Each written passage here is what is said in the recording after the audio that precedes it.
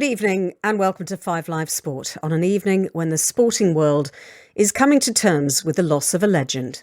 You know, I had a lot of fun. I was lucky enough to play in an era of Australian cricket that was pretty awesome. We beat every team home and away. We had a lot of fun. There were some great characters. We played off some of the all-time great players. And also that I'd like to think that we entertained people and that I made people smile. You know, I made them think, oh, I love watching Test cricket. What's he going to do this time? What's Warne going to do this time? So thinking about that, you know, that made me proud of what I've been able to achieve. Shane Warne, the legendary Australian spin bowler who has died today of a suspected heart attack while on holiday in Thailand. He was just 52. As England Cricket put it in a tweet earlier, one of the greatest of all time, a legend, a genius. You changed cricket. R.I.P. Shane Warne. We'll have reaction to this just shocking news from Joe Root, Pat Cummins, Mike Gatting and Pat Cash. But with me for the next hour to reflect on the life of Shane Warne, our cricket correspondent Jonathan Agnew, the former England spinner Phil Tufnell, and the Australian cricket journalist Geoff Lemon. Good evening to all of you. Evening, Nelly. Hello. Agus, let me start with you. It just seems so surreal, doesn't it? It seems unreal to be talking about him in the past tense. But how do you sum up Shane Warne's contribution to cricket? Well, where do you start? I mean, first we would send our condolences to his family and also to Rod Marsh's, because that was obviously a massive blow yesterday. You know, Rod was someone who's dearly loved by all the cricket world, and you reel from that, and then in my case over where I am, you wake up this morning to this, and it doesn't seem real. You know, you hear his voice there in that clip, hoping that he made people smile. He did make people smile. And he attracted so many people to cricket just by his character, by his charisma, by everything that went on with Shane Warne, who's, let's face it, lived life at 1,000 miles an hour. He was just one of those sorts of people. And his legacy, as far as cricket is concerned, is immense, absolutely immense. There's never been a spinner like him. But what Shane Warne was able to do on the field with that cricket ball was absolutely remarkable. Tuffers, I read that tweet out from England Cricket. They say he changed cricket. How did he change cricket in your view? He was an absolute superstar. A superstar not only of cricket, but I think everyone knew Shane Warne across sport. You know, whatever sport you were involved in, you knew who Shane Warne was. It's as simple as that. As you say, great showman.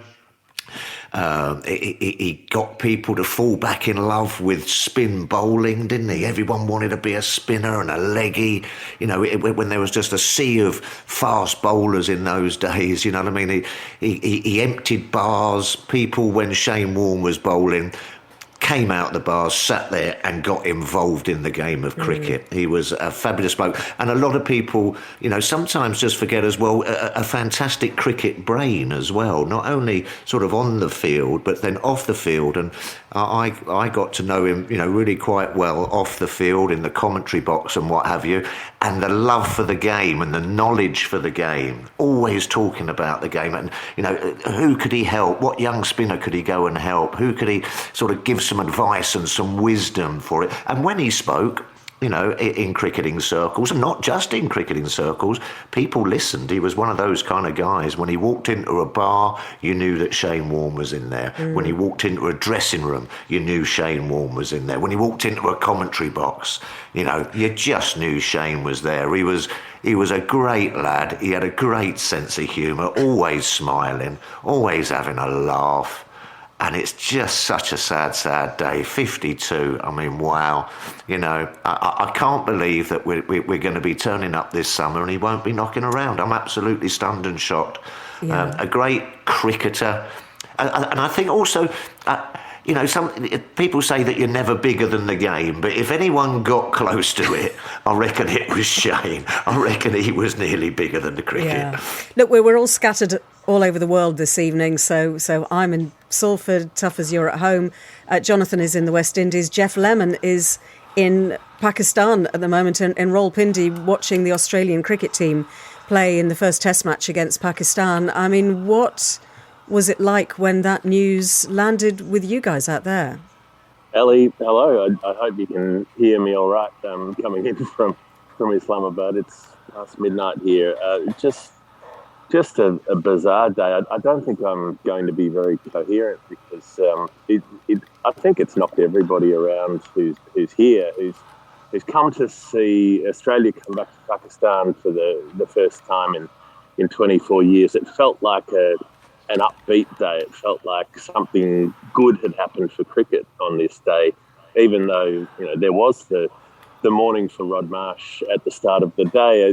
It felt like there was a bit of there was the circle of life. There was some sadness and some goodness, and then we're riding back in the cab at the end of the day after the game, coming down the highway and start getting this news filtering through. And I think nobody thought it was true at first. We all thought this has got to be a hoax, or somebody's misunderstood it, or whatever it is. And then finding out that the statement had come from Shane's manager, and that it was his management putting the information out there. I think a few hours later, I still don't believe it. It just doesn't seem possible. I mean, he was a cricketer of genius, Jonathan, as you've described. But would you say cricketing genius, flawed human being? Would that sum him up? Well, he certainly had some brushes with authority along the way. I hope you can hear me. I'm sorry, my microphone was hopeless, that first answer that I gave. He walked that tightrope that often these brilliant geniuses do, and clearly there were issues in the past. I mean, he was banned for a year for taking a prohibitive substance, for instance, before the World Cup. There were some other episodes on his way through life that actually almost certainly denied him the Australian captaincy. I mean, he's often described as the greatest captain that Australia never had, and it was those issues, I think, that were there in the background, and the authorities thought that they couldn't quite take a chance on him being Australia's captain. But as tough as I was saying, I mean, he had such a brilliant tactical cricketing mind that, of course, he put to good use when he led Hampshire for those seasons, and also when he was coaching in the IPL franchises and so on. He had such an active cricketing brain that he was just always thinking it. And he wasn't one of those. I mean, it's often when you come across these really brilliant sportsmen, and okay, in my case, I'm going to talk about cricketers. Often when they are absolutely superb, and they can turn up and so naturally gifted, they're not very good at actually relaying that into words for the rest of us, normal human beings, to try and learn from them and copy from them. But Shane could do that. Shane could put into common language what he was doing and how he saw cricket unfolding in front of him, and that's quite a rare thing. And he was an outstanding communicator. And one thing I'd also like to say about Shane, bearing in mind that we obviously came across him first time in 92, 93, the Ashes at home, the ball of the century and all that. As far as I was concerned, he never changed. He never changed as a person, because he arrived then as this young, spiky-haired young lad with an earring and everything else. And through the years, he became a cricketing superstar, as Tuffer said, almost bigger than the game himself. But Shane never changed. He never changed at all. He'd get out, mate, and have a chat, and he was just the most down-to-earth person, despite all of that superstardom. He was just a good bloke. Yeah, it's funny. We were talking in the office about this earlier on, and about our Shane Warne memories. And one that is a very recent one at Tuffers, and we'll talk about his storied career. Yeah. We'll go back to that first ball in the Ashes. Yeah. We'll speak to Mike Gatting in a little bit. But when we were all in the bio bubble down at the Aegeus Bowl in Hampshire, do you remember playing concourse cricket with him? Yes. And you got him out there and playing. Just remind us what happened that day. Well, Adam Mountford, Henry Moran, and the guys at TMS, they were enjoying themselves playing concourse cricket after the day's play. Because we were all locked in the bubble, weren't we? We were locked in the bubble in Southampton. That's right. It was a good way of passing the time. And I must admit, there was a few gnarled old pros, perhaps, who were sitting in the bar and not particularly wanting to get involved with playing concourse cricket. We probably had a little bit too much of that. But I can remember, as you say, Mountie, loving it out there, and he was a huge cricket fan and nut. And I said to Shane, excuse Warne, you just couldn't come out and have a little bowl to our mate Adam Mountford, could you? He said, "Course I can, mate, course I can." So he put his beer down in his pizza, and wandered out there and bowled a couple of deliveries and, had a great laugh and a good feeling. I think Adam actually smashed it, actually.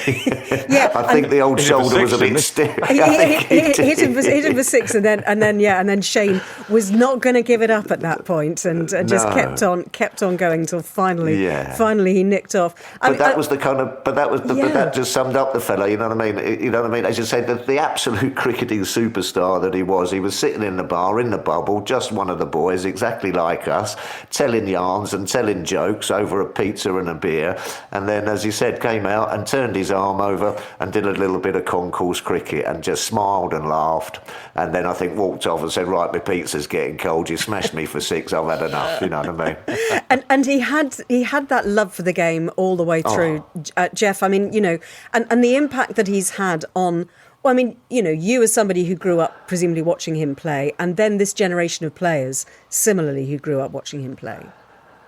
Well, I think for me, Shane Warne was cricket growing up. Yeah. He was the first cricketer I was really aware of, because he was cricket through the 90s if you were a kid. And I was thinking about this over the last couple of hours. I reckon it almost didn't matter what age you were. You could have been 40 when you started watching Shane Warne bowl, and you probably became a kid again because it was so much fun. Because there was the theatre that Jonathan talked about. There was the cheekiness and the audaciousness and the ridiculousness, and also the skill, and also the complete lack of embarrassment. Almost there were so many times when Shane Warne was made a comical figure in one way or another, and he would always come back and do something magical on the field, and never seemed cowed by the attention. So he was part of childhood because he was about joyfulness on the cricket field, and that's all that we cared about at that point. We weren't worried about who he was off the field. It was what he did on it, and that was all that mattered. Yeah, and he was the man that the England fans loved to hate as well. And I mean, my favourite memory, I think, of watching him play was at the Oval, Jonathan, in 2005, that final day of the Ashes in 2005, when he had been such a star of that series, and alongside that incredible Australian team. But England somehow had got themselves into a position to draw the test match, and Ricky Ponting took him off, and all the England fans were chanting at him, "We wish you were English." And Ricky Ponting took him off, and at that moment I think everyone thought, that's it, they've thrown, it's all over. Well, it's all over. England have won it at that point. One of his greatest performances, and I haven't looked up his figures, and Jeff will probably know, but there's the 2006-07 Adelaide Test when Andrew Flintoff declared and everything seemed safe, and it was what I loved about Warne's performance then, when he bowled England out to win the game, was how he sort of lured England in. It was not as though the conditions were perfect for Warne, but it was through those theatrics, through the histrionics. And I remember when he got Kevin Pietersen out, you just knew that actually England were being suckered to defeat here by someone who was just totally just spinning this web. And it was that was one of his, that I have seen, one of his greatest performances. We'll talk about Gatting's ball in a moment, but there was another one Tuffers might have been playing in at the test at the Gabba when he got Alex Stewart out LBW, and the flipper is an incredibly difficult ball to bowl. It sort of comes from under the hand, and Shane had it for a while until he injured his shoulder. But he lured Alex Stewart into this so perfectly because of the trajectory that it comes. The batsman's immediate instinct, it comes flat, is here comes a short ball. And you get on the back foot. So what he did with Stewart, he bowled him two shorter balls, normal balls but short, so Stewart's on the back foot. Then he fired in this flipper that Stewart thought again was a short ball, but of course it wasn't. It was a full-length ball, bang, LBW. And it's the most perfect execution of what is an incredibly difficult ball to bowl that certainly I've ever seen. And that's always stuck with me. And if you were to speak to Alec, that would be the ball that he would mention for sure. I think also, Ellie, that the 2005 when England won the Ashes, didn't he? I think he got 40 wickets, didn't he? He almost sort of like dragged them over the line himself. When England were really in the ascendancy. I mean, it was an amazing effort on a losing Ashes campaign, he single-handedly almost wrestled those Ashes out of Michael Vaughan's hands. Yeah. And I do remember that. You never felt you were safe when he was bowling. You never felt you were safe when he was bowling. Do you ever, I mean, Trent Bridge, which England won. Yeah. But while Warne was bowling, you still had it in your mind. You know, this is not done. This fella can get 2 or 3 wickets here suddenly and just change the whole game. Well, he could get 4 or 5 wickets quickly. Not even 2 or 3 wickets. As you say, you had to get that last run because as long as he was bowling, Australia had a chance. Absolutely, they did. And current and former cricketers have been paying tribute, of course, to Shane Warne, including the England captain Joe Root and his Australian counterpart, Pat Cummins. Root describing the impact he had on the sport, starting with the Ashes in 2005. That series was a massive influence on my career, and the way he sort of captured the nation along with the whole of that series, but his phenomenal performances throughout were, they're the sort of things that make you want to get into the game and play it and play at the highest level. And you could see his joy and enthusiasm when he played, but it's still there. Like when you got to speak to him, even as a player now, great to chat to about the game. Very knowledgeable. Just wanted to see the game played at the peak of its powers, and it's just really sad. Warnie was an all-time great, a once-in-a-century type cricketer, and his records will live on forever. We all grew up watching Warnie, idolising him. We all had posters on his wall, had his earrings. We love so much about Warnie. His showmanship, his charisma, his tactics, the way he just willed himself and the team around him to win games for Australia. And probably above all else, his incredible skill as a leg spinner. There's so many guys in this team and squad who still hold him as a hero, their all-time favourite player. And the loss that we're all trying to wrap our heads around is huge. It's been a really tough day, a couple of days for Australian cricket after the passing of Rod. We just wish, the best to both families, especially Shane's parents and his kids. The game was never the same after Warnie emerged, and the game will never be the same after his passing. Rest in peace, King. Well, that was Pat Cummins, and before that, Joe Root paying tribute to Shane Warne. And Jeff, as we've said, you're with the Australian cricket team at the moment in Pakistan, and they're going to feel this. I mean, as Pat Cummins said, nobody feels it more painfully than Shane Warne's family, but the team will feel it keenly, I would have imagined, over the next days and weeks to come. Absolutely so, and I think not to diminish anybody's passing, but with Rod Marsh's death, when it's someone a little older who's had a longer life, you can look at it in a different way. You can take the positives more and think about the things that they've achieved and they've accomplished. When it's someone who feels like they've gone far too young and they had a whole lot more still to offer, that hurts in a different way. There's a different kind of poignancy to that, and I think for just about every current player in that squad, they would have at least grown up on the tail end of his career. They would have known him as the living legend as far as players go, the entertainer, the thing you want to live up to. I mean, I think about the fact that everybody of my age or up to 10 years older and 10 years younger probably grew up trying to bowl leg spin. Nobody did that before, but everybody thought they were a leg spinner in Australia when they were 12 for about 25 years there. And that's the kind of influence that he would have had on the current players. I think they'll be really knocked around. They had a hard day on the field, sort of one for 250, and then they've had these two emotional hits to deal with. I don't really know what sort of shape they'll be in come tomorrow. Jeff, thank you so much. Thank you for joining us late at night in Pakistan. We really appreciate it, and we'll speak to you very soon, and take care. Okay. Cheers, Jeff. That is Jeff Lemon. Some of the tributes that have just been pouring in all afternoon on social media. Brian Lara saying, I'm speechless at the moment. I literally don't know how to sum up this situation. My friend is gone. We have lost one of the greatest sportsmen of all time. My condolences go out to his family. R.I.P. Warne, you will be missed. Sachin Tendulkar, the great Indian, shocked, stunned and miserable, will miss you, Warne. There was never a dull moment with you around, on or off the field.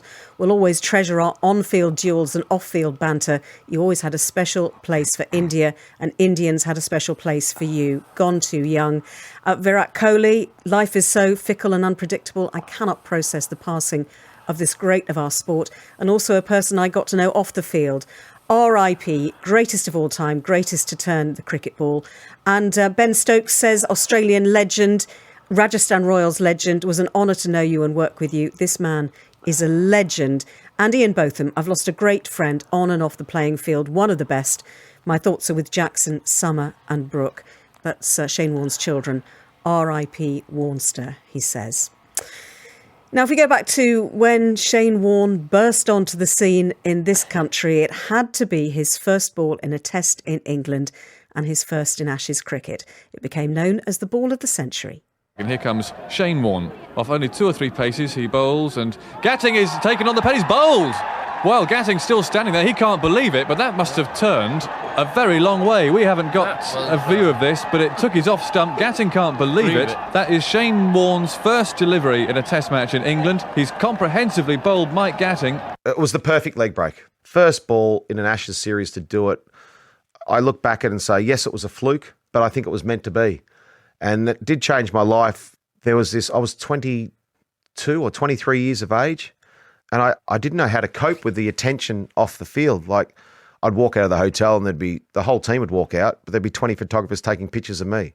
Well, that was Mike Gatting being dismissed in the 1993 Ashes Test at Old Trafford, and Shane Warne reflecting on that moment. And let's speak to Mike Gatting now. Evening to you, Mike. Evening, Anna. What a very sad day and sad evening.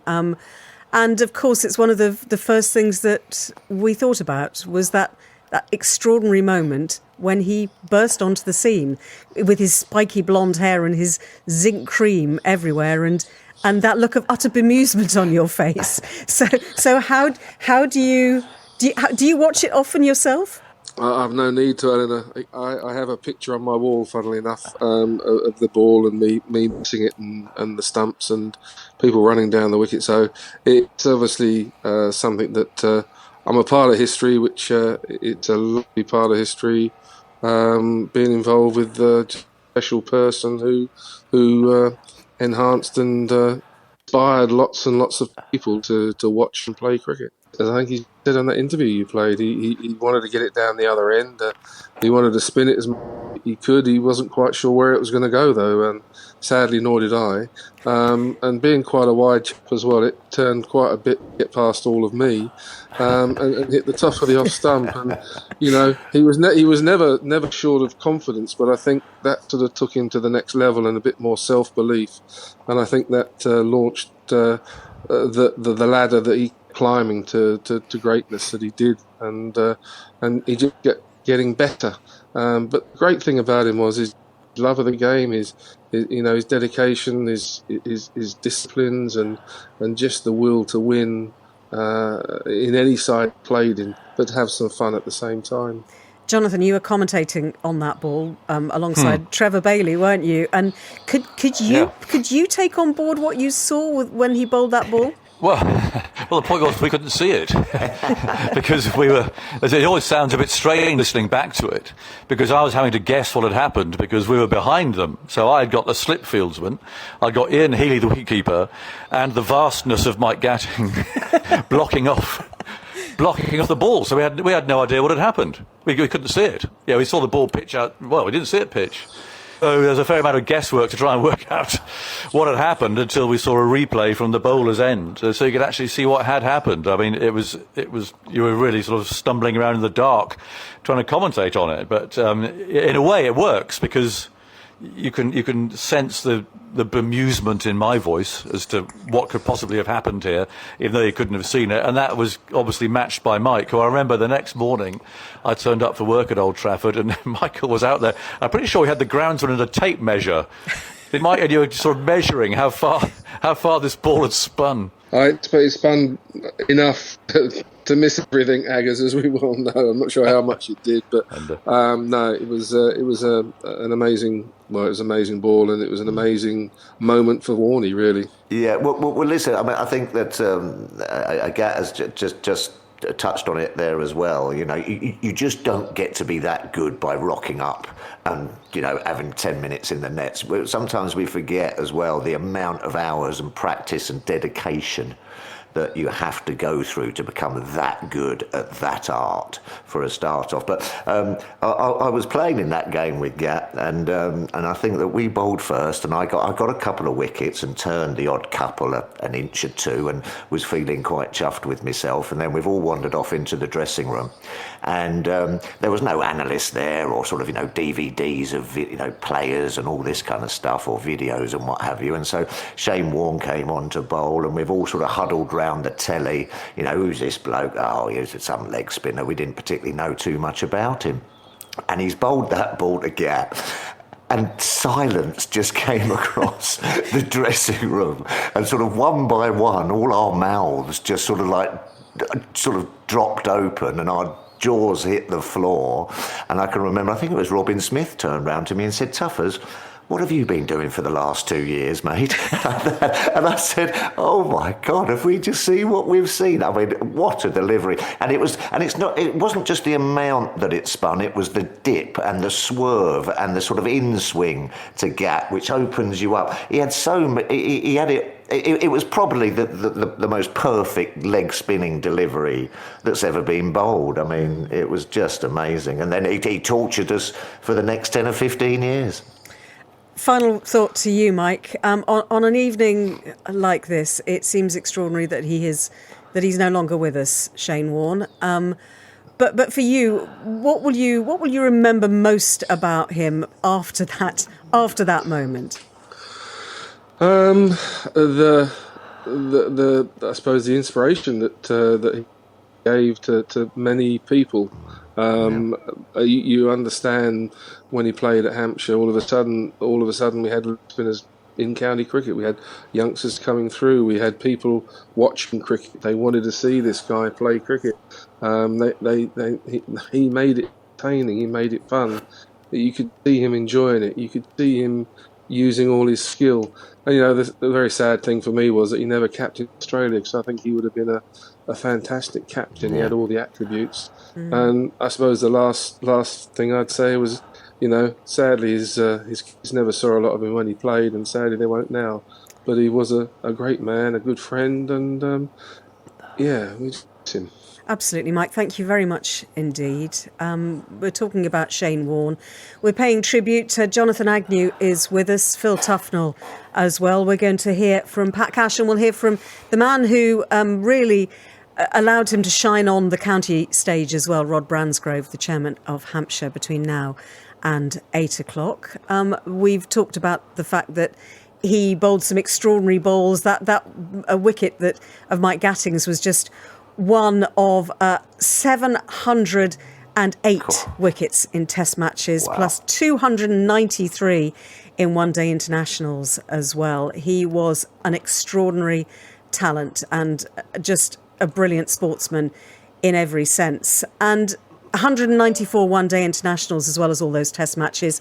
World Cup winner in 1999. As well. Yeah, go on. And fielded. Don't forget, he almost, that Edgbaston match, 2005, he almost won that game for Australia. He never scored a Test century. He did get a 99, but he had several half centuries. He was a really aggravating lower order batsman who would often stand leg stump just outside and carve the ball away through the offside. But he almost got Australia over the line with a bat at that famous game at Edgbaston in 2005. Yeah, and a great slipper as well, Aggers. Yeah. Great catcher. Yeah, absolutely. So I mean, incredible Test team, of course, as we know in the 90s, that dominant Test team under, Ricky Ponting was the last, but obviously Steve Waugh before that, Mark Taylor. But apart from his record in Tests, he was a World Cup winner, as we say, in 1999. And Stuart Law was his teammate and his roommate in the 1996 World Cup. And a little earlier, I asked him for his memories of Shane and his reaction to the news. To be honest, we're still waiting speaking to a few mates of mine, we're still waiting for the news to come out and say that it's a hoax. It's hard to fathom right now. He's such a young man with a long way to go. It's tragic news, and definitely thoughts with his loved ones, and particularly his kids, who I know he loved dearly, and his closest friends. But at the moment, it's sort of hard to believe. Still pinching yourself to find out if is it a dream or has it really happened. But it's a shocking way to end the day here and where I am. When did you last see him? Saw him in England last year. He was with the 100 franchise, the London Spirit. So saw him around Lords, and typical Warne, he's always been a larger than life character, and that's how he was that day. He full of goodness and a kind word here and there. So it's not an easy one when you consider I played a lot of cricket with him. I roomed with him in the '96 World Cup in India. We were roommates, and just to think that he's a year younger, it sort of doesn't make any sense. What was he like as a roommate? No, he was good fun. He really was. He had a zest for life. He played cricket on the field as hard as anyone I knew, and off the field he wanted to enjoy himself, to get away from the stresses and strains of cricket. And it's not a bad way to live your life, and he lived it the way that only Shane Warne could probably live it. He lived on a different parallel to us. It was strange. I remember playing a game against Queensland, playing Victoria in Melbourne, and at the end of the game, we went into the Victorian dressing room to have a beer and a chat, and after the game, as we always did back then, and you walk in the dressing room and there's Russell Crowe sitting in the corner, and we're sitting there flabbergasted at the quality of his mates who are in the dressing room, and Shane thought nothing of it. That's just how he was. He was just one of those guys. To room with him, he'd be out mixing it with everybody around the hotel, and in World Cups there's always Bollywood superstars around, and he's just hanging on to them not hanging on to them, they're hanging on to him basically, and he's just thinking that's normal, and we're sitting back going, well, it's a different life to what we live. And just finally, if there was one thing that you will remember him for, what would that be? People talk about his accolades on field, the wickets he took, the matches he's won, but the memory I've got of Shane is definitely on field, in front of his beloved MCG crowd, playing in front of 85,000. When he came on to bowl, when he lifted his hat to hand to the umpire as he faced the Great Southern Stand, just the roar of 60,000 people standing up in that stand cheering his name, and just the sense of your shirt almost flying off. The roar of the crowd was so loud, and it's just something that I would never have experienced if I hadn't have been out there. And he knew what it took to make those people happy. To play with that sort of pressure as well as go and do what he did was just phenomenal. And look, he's a genius of his time. Leg spin bowling's the hardest thing to do on a cricket field when you're talking about cricket skill. It's probably the hardest discipline to master. He not only mastered it, but he took the mickey out of it, actually made it look so easy. And I'll always remember him as being just the guy who you turn to win a game of cricket, no matter what situation, conditions, what have you. And he was the one who was asking for the ball all the time. So an absolute legendary cricketer. He's going to be missed, that's for sure, and a great life taken too soon. Well, that was Stuart Law, former teammate of Shane Warne, who spoke to me a little bit earlier on from Bangladesh, and just a couple of tributes from other former teammates of Shane Warne. The great Adam Gilchrist says, "I'm numb. The highlight of my cricketing career was to keep wicket to Warnie. Best seat in the house to watch the maestro at work. I've often felt a tad selfish that Heels, Ian Healy, and I pretty much exclusively are the only ones who had that thrill and pleasure at test level. R.I.P. Warnie." And Tom Moody says, "No words can describe Warnie was beyond the stars, a once-in-a-lifetime entertainer, made our game magical." I just wanted to pick up, Jonathan and Phil, about what Stuart Law said there about the atmosphere at the MCG, because he was such a proud Victorian, wasn't he, Shane Warne? And Aggers, you and I, we went down to St Kilda, didn't we? We had lunch while we were out in Australia just a couple of months ago. And that was his place, wasn't it, really, Shane Warne? It was that area where he grew up, sort of St Kilda, and that's where he learned his trade. Yeah, he was a Victorian, Melbourne man through and through. And when you've heard 80,000 people shouting his name at the MCG, I mean, he revelled in that. I don't think he ever felt any pressure as such about anything really. And I think what's come through this evening, talking about Shane, is this fact that he was on a different level to most people as far as ability on the field was concerned, but that never showed in the man at all, you know. And my fondest memories of Shane, the way I think about him, will be because those youngsters in the Australian team, they won't have played with him. And it's interesting hearing Jeff, of course, talk about that hammer blow. But because Shane was the sort of person who, at the start of every day, working in the commentary box, would be out there on the field, he'd be doing the bowling, he'd be talking to that player about that and talking to them about this. He just never stopped. And so they will all have had time with Shane, and they will all have had those moments. And you know, that's one area where they're going to really miss him, because every day, every morning, before play began, he was out there bustling around. You know, he was just such an enthusiast about everything, but cricket in particular. I think that's really shone through tonight. Is such a level and grounded person that, you know, he's living on this different parallel universe, but nonetheless just so friendly and engaging all the time. You played against him, as you said, Tuffers, including in that famous Test match when he made his Ashes debut, his first Test match in this country. I watched a bit of the Amazon documentary earlier on that's literally only just come out, and he was talking to us on 5 Live about it just a couple of months ago on the breakfast programme. And in it, he says that one of his great weapons was intimidation, and the fact that as soon as he had the ball in his hand and he stood at the top of his mark, he knew that he had a presence, and he knew he had an intimidation factor. And he said, I would not have wanted to play against me because I was nasty. Did you see any of that as an opponent? Well, yeah. I mean, you know, sometimes nasty is a strange word, isn't it? But I mean, he was up for the fight, and he'd use all the weapons in his toolbox to make sure that he got the win. It was as simple as that. Whether that be a little bit of sledging, a little bit of mickey taking, a little bit of posturing, or anything. You know, he would do anything to make sure that he got Australia over that line and to win. And we keep going on about Test matches, but I mean, you just said there as well, I can remember a couple of fantastic spells in World Cups. You know, the one I think against Pakistan at Lord's in the final, when, you know, he had to come on and really drag Australia over the line there, and the one against South Africa at Edgbaston. You know, so as you say, when he came on to bowl, he had that sort of.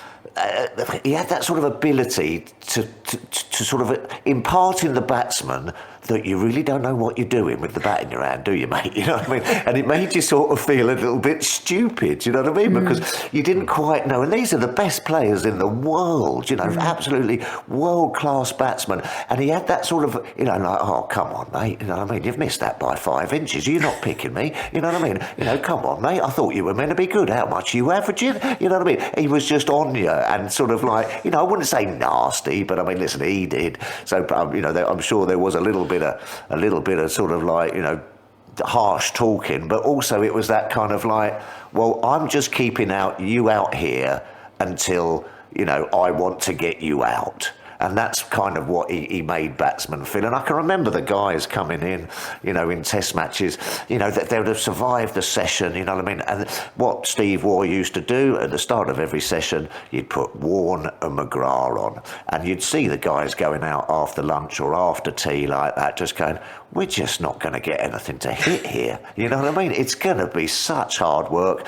And he'd just ground you down, and then there'd be that little bit of brilliance, or that almost making you feel a little bit embarrassed to be out in the middle. You know what I mean? And you'd come down the wicket and have a great big hack at one, miss it and stumped. You know, he had that great ability just to sort of like create that theatre. It was something, and a couple of times I've been down the other end actually, and I'm sort of like the non-striker, and I'm watching him bowl, and I was almost mesmerised myself. You know, just about the way he spun the ball, his walk, he's sort of like those 2 sort of steps up and then a hop and a bowl, and you'd hear it fizz down the pitch, and he'd follow through, and he'd be into your face. It was a wonderful thing to talking about Gilchrist having the best seat in the house, but just to be out there as well, it was fantastic. Yeah, so many tributes. There was someone I must just mention, Ella, Jonathan, quickly. yes, Can I mention do. Terry Jenner? Terry Jenner, Yes. who again was a wrist spinner for Australia, who was really mentored Shane Warne when Shane was starting out, and he could be a bit of a naughty boy, Shane, and they kicked him out of the academy in Australia in his very early days. But it was Terry who saw what Shane could become. And it was Terry Jenner, who was such a lovely, soft, gentle fella, who really devoted so much time and energy to developing Shane Warne, because he knew what he could become. Very patient he was. He just knew that he really had to be persevered with, because otherwise, who knows what might have happened? Because they kicked him out. But Terry saw it. Terry saw what he had, and I mean, I think Shane would be the first to say that Terry Jenner really put him on that path. Absolutely. It's interesting. We talk about the influence that he's had, Shane Warne, on cricketers all over the world. And Liam Livingstone, the England cricketer, posted a picture of his new kit today. His new squad number is number 23, and he says it all came from one man, my idol growing up, the reason I bowl leg spin, and the reason I now wear 23. Sad day for the world of cricket. R.I.P. Shane Warne, a true cricketing legend. And Ian Bell said, there are no words, a hero growing up and the greatest player I ever played against. I can't believe it. My thoughts are with his loved ones. And Ellie, that's funny, isn't it? You know what I mean? And he's a hero of mine. Yeah. You know what I mean? And the guys that he played against, he was all their heroes, which is a very funny place to be. You know what I mean? When you're out there when he's in the middle of a torturing you. war. Yes. And Yeah. you're sort of fighting for your country and what have you, and you want to play well and you want to get runs, but actually, you just go, wow, yeah, it's amazing. Well, Shane Warne played for Australia, he played for Victoria, he played for Hampshire between 2000 and 2007 and was captain for 3 seasons. And there is a stand named in his honour at the Ageas Bowl. Chairman Rod Bransgrove was the man who brought him to Hampshire. The shock has died down a little bit, but we're all just deeply shocked and very, very sad indeed. That we've lost a massive part of our history, but more important than that, just a great friend, and it's hard to come to terms with, frankly. Just take us back to how you ended up making Shane Warne very much part of the Hampshire story. He'd been with Hampshire for a season prior to when I signed him as a sort of long-term player. His impact was utterly colossal. He brought with him not just the genius of his cricket, but this amazing character, this philosophy that he can win a cricket match from any position, no matter where you are in a game. The game can still be won. You never, ever give up that opportunity of winning. And he instilled that in the team. And from 2005 onwards, Hampshire became a really competitive professional cricket team in all forms of cricket. And it was almost entirely down to his attitude, his confidence, his ebullience, and of course, in no small measure, to his skill. It's interesting, isn't it, that a man who was such an icon of Australian cricket has become somebody whose name is on a stand at the cricket ground in Southampton. Would you say that he is very much as loved in Southampton as he is in Victoria or at the MCG? I just know the reverence that we have for him in this country and at this club in particular. He's been more famously reported in Australia for some of his off-field exploits, but at the end of the day, he was a larrikin. He made some mistakes. He was the first person to admit it. In fact, he used to say to me quite often that just because I occasionally do stupid things, it doesn't make me a stupid person. And I thought his self-regard in that respect was spot on. He got it exactly right. He made some mistakes. He was human, but what a human being he was. He lifted most people around him most of the time. And I think we just feel very privileged to have known him. And he has, of course, many friends and a family as well. And, and you talk about the mistakes that he made, and he openly said that he put his family second sometimes, that he didn't spend the time with his kids that he would have wanted to. But I mean, it's heartbreaking to think that 52, that's the end of his story with his children. Yeah, I know. And I'm absolutely heartbroken for the kids. I mean, obviously know them, and I know the relationship he was building with them in more recent years, and particularly, of course, with his son Jackson, who is growing up now, and they spent so much quality time together in recent years. I know they're going to be going through a terrible, terrible time at the moment, and of course we all feel for them. It's very difficult. Most parents actually would say that during the period of their careers, they probably weren't perfect parents. We have other things in our lives, and I think it was the same with Shane. But I think he did make up for a lot of that after his retirement. Well, that was Ron Bransgrove, the chairman of Hampshire, talking to me a little bit earlier on. And of course, people in Australia are just waking up to the news now. It's, what is it now, around about 6 o'clock in the morning, just before 6 o'clock in the morning on the East Coast. And he had an impact not just in cricket. Hugh Jackman, the actor, says, like you, I am in shock to wake to the news that Shane Warne has passed away. I'm grateful to have known him and to have witnessed his once-in-a-generation talent. My heartfelt sympathies to his family and close friends at this incredibly difficult time. Rest well, Shane. Well, Pat Cash, Wimbledon champion, was a friend, and here's how he found out the news. Well, I'm in Mexico, the WTA tournament, coaching my player, and woke up to the news. Texts from everybody. Obviously, they knew that I had a connection with Shane, though I wouldn't say we're close mates, but we're admirers of each other, and used to hang out at Wimbledon and play a bit of tennis and things like that. And I don't know. I'm finding it hard to actually to come to terms with this at the moment. It really is just an absolute shock. I was texting him during the summer in Australia, obviously over the cricket season, trying to work out how to connect. I mean, he's harder to get hold of than anybody. I'm busy, but he's super busy. But we still, we sent a few texts back and forwards about the cricket, and pretty regularly in contact throughout the year, and just trying to catch up and have a drink and say hello. So I'm just absolutely shocked. He was a bit of a tennis fan, wasn't he? And he kind of think he quite fancied himself as a decent tennis player.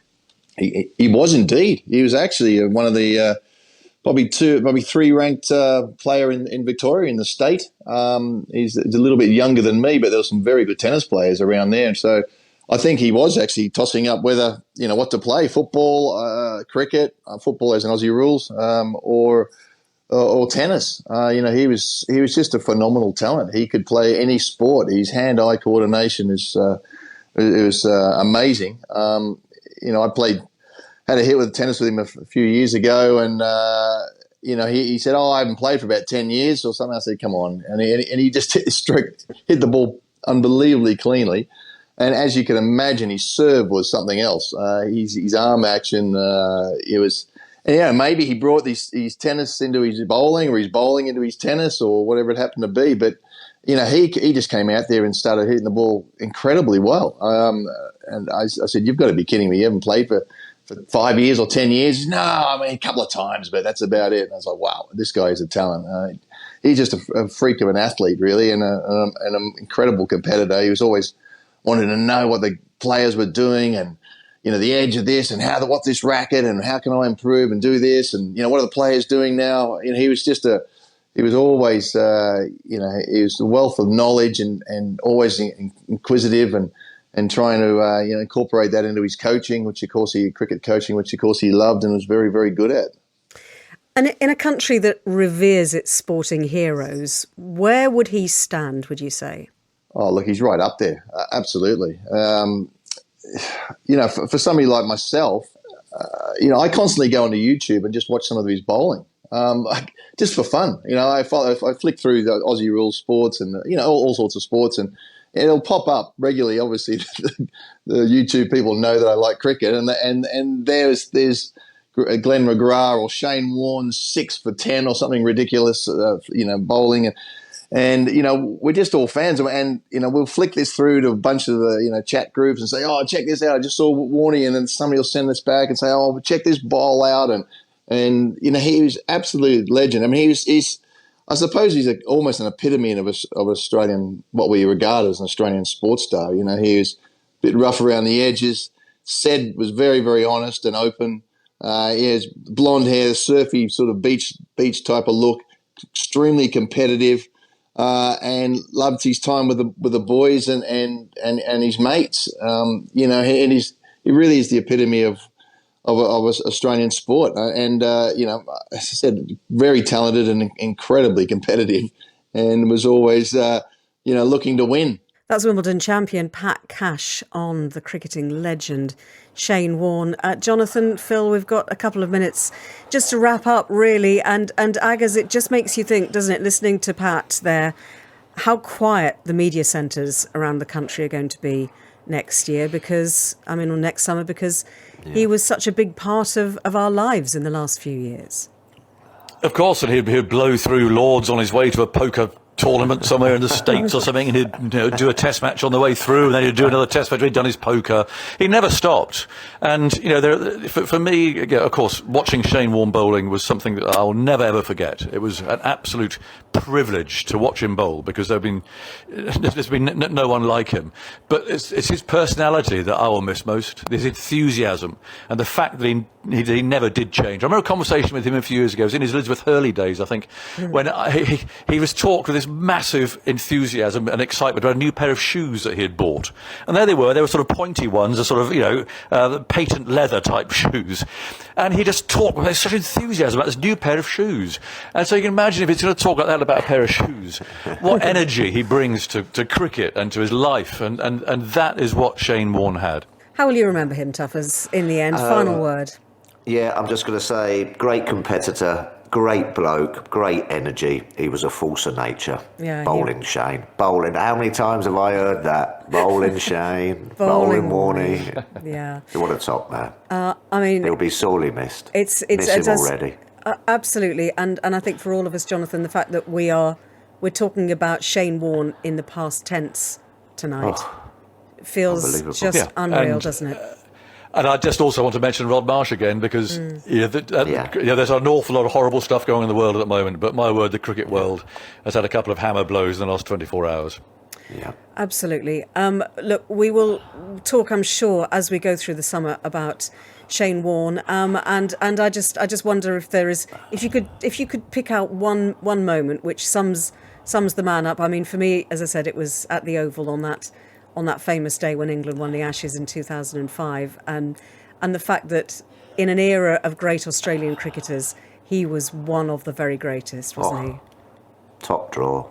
Absolutely top draw. One moment for me, I think it was at Trent Bridge. Do you remember when they'd won the Ashes and he was standing outside with the stump over his head, waving it around? Standing on the chairs. Oh, great fun. Good man, top man. Yeah, for me, it'll always be the Gatting ball for me, simply because, of course, I was there trying to commentate on it and unable to fathom out what had happened. And that's his first ball. That's the first ball in an Ashes contest. His first ball he ever bowled in England in a Test match, and he produces that an unplayable ball, drift, spin, bounce. It was, that was the proper announcement of Shane Warne. It was. We've been lucky to live in the Shane Warne era. Thank you to Jonathan, to Phil, to Jeff, and to all my guests. We began the hour by hearing from the man himself, and that's how we'll finish. Shane Warne on The Real Him. I think the real me is, I do prefer just be on the couch with my kids hanging at home. That's why I love that in tracky pants. I really do enjoy that. I love being with my friends and just hanging out. The other stuff's a bit of fun, but I'd much prefer to have the quiet life and all that. But I think it's about a balance. I think life is about a balance. If you have too much couch time and too much chilling like that, you crave a bit of social stuff. And if you have too much social stuff, then you crave being at home. But me, I love my children to death. I love my family and my close friends. I'd do anything for them. I value loyalty. Loyalty is one of the most important things in my life, that if you've got me as a mate, I'll be loyal to you for the rest of my life, no matter what. And I expect the same in return. And I'm probably too quick to judge people, that if they do the wrong thing by me or make a bit, I burn them. That's it. I cut them off. It's probably a bad trait of mine, but I just value loyalty so strongly. But yeah, I'm just a quiet guy. Yes, I've lived an extraordinary life and met some amazing people and hung with some amazing people. But in the end of the day, I love my kids, I'm family and friends, and I like to just chill.